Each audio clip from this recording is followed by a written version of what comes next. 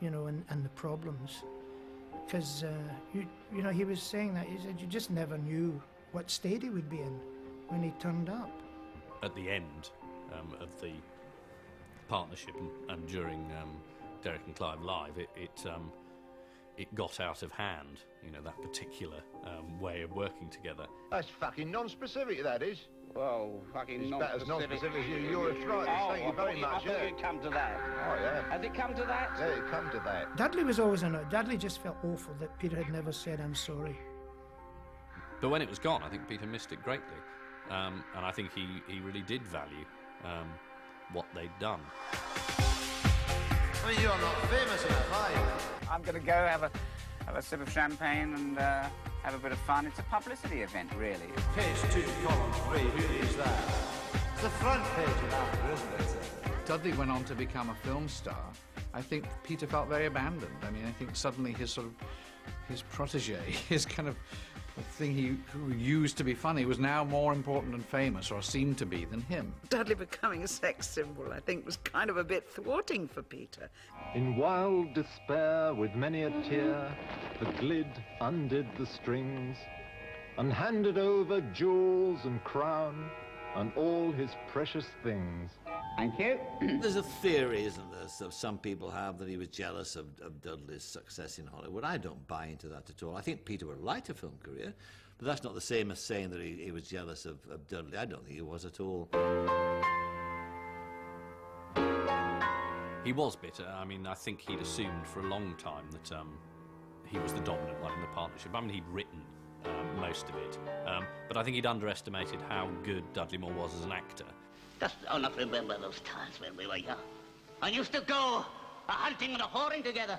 Where is that John that used to wassail and rat like a mountain stag? And I think his heart was broken a little about Dudley's success. I think it was a bit broken. Didn't understand it. Used to call him a cripple. You know that cripple. He would make these terribly funny little remarks, usually with the word dwarf in them. I think it's very difficult if you're the funniest man you know, and you've got a partner who you sort of work with, and yet then that partner goes a bit kind of up his own little bum, which Dud did. I think the first thing that strikes me is the pain of the central character, you know, but he's going through this crisis. He's very afraid. He's in a certain amount of pain. And that's why I think he started doing a number of things that were really to do with competing with Dudley, rather than continuing to do what he was best at. I'm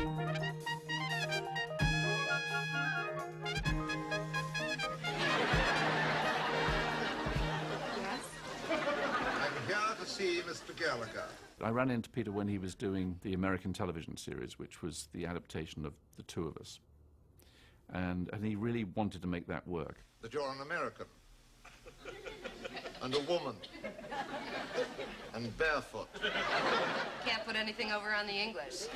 Called me and told me he was doing the series, and I said, well, why don't you stay with me? Because I think it'll be divine for you to stay with me. I think he wanted success in America because, you know, Dudley had it. It would reflect extremely well upon me, which, after all, is the whole point of the exercise. He wasn't drinking, and he came to my house clean as a whistle. I couldn't believe it. I fear I don't see the sherry.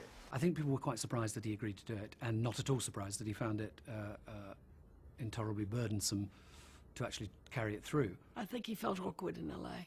Couldn't walk. You know, needed a car. Needed to drive, needed help where he didn't want help. He was an independent person. He was a loner. I remember him saying, you know, it's just crazy. You know, they all want it to be a hit. And imagine what would happen if you had to do it. I mean, how balmy would you go? Is it the pressure, Brentwood? Is it getting to you? It was one of those series that didn't make it and slipped away. The only reason I accepted this modest challenge was because I'm something of a gambler. He drank too much around it was over. I think it was like, you know, he looked at it as a failure, but I think he's also something about, was happy it was over. I don't think he had a rollicking good time. I didn't particularly like Los Angeles. It may well have been Well, Los Angeles... my fault. I was in a bad mood when I was living in Los Angeles. I was doing something I didn't really want to do. And we were sitting in the back of the limo, and he was leaving, and I didn't know when I was going to see him again, and the series was over. It didn't work. Always a series of things that were just, had come together tightly. And all of a sudden he broke down crying. It is my view that it was this country that killed him. It was an ugly American death. So here we have Peter Cook's gift to me. These were called These Hollywood Nights. He put it together. He took all these Polaroid pictures. He took this divine picture of this lady, who we don't know who she is. She is on my couch, so thank you very much. Here's her face, burned out. Here he is, smoking. He burned everything. It's a little work of art, a Peter Cook work of art. Good shot of her tit. And there he is, smoking. He must have had a really good night. It says Those Hollywood Nights, and then it says, love, Peter. Love you both. And then he puts a little Peter Cook face, a little drawing. He was about to do a series, I think, for ITV London Weekend, which I remember being exceptionally funny. Ronald is a pretty ordinary name, and until I dropped my N, nobody took a blind bit of notice. Except Ronald makes me sound mysterious and important. That was on, and then it was off, and then... So what's happened to the rest of, you know, his output? I'm often asked what it is that sparks off my ideas, what fires my imagination. In tonight's story, we see how a desire to be famous causes an author to lose more than his end, more than his reputation, more than life itself. There was a missing piece of logic somewhere as to why Peter wasn't doing more television. There was a sort of a sense that people said that he was tricky or difficult to work with or something. He was aware of that. Good evening. Mel and I are part of a tightly knit cabal of lesbians. Raving lesbians. Sorry about that. I'm a bit more modest than him. I think the picture painted of him was an unfair one, and indeed I know how hard he tried to give up drink, because on these two occasions I had lunch with him when he'd not been drinking for weeks. Splot! Now showing you the underwater view that the judges don't actually see.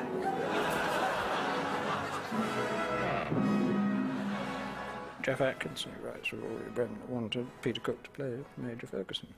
And he said, would I have to do a lot of work? Would I have to, you know, be there every day and stuff? I said, well, I don't know. I'm pretty sure. But, yeah.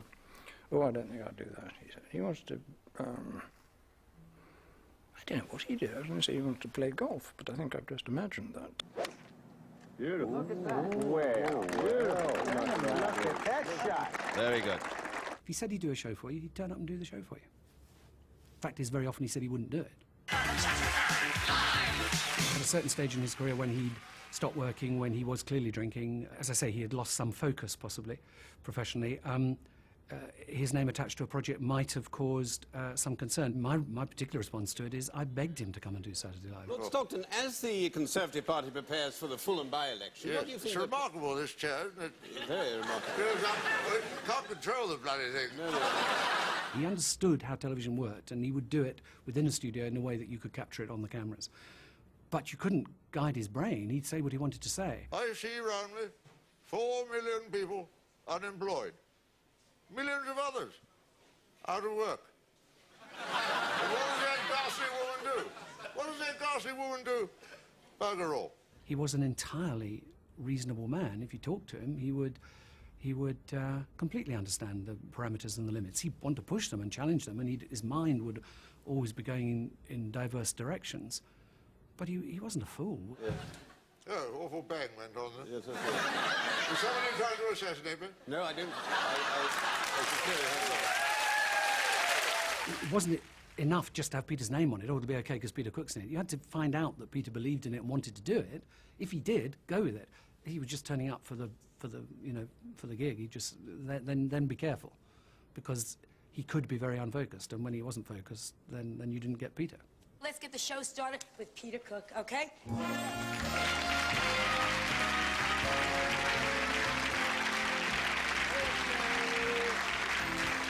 How nice to see you. What a beautiful frock. Thank you, and what a fabulous time. I'm obliged to say that contractually, but it is a beautiful frock, though. If there was a greater misuse of Peter hosting his own talk show, it was to actually think that he could actually become second banana to Joan Rivers, of all people. You've been in London, England, for a while now. Yes. How have you found it? What have you sort of learnt? No fog.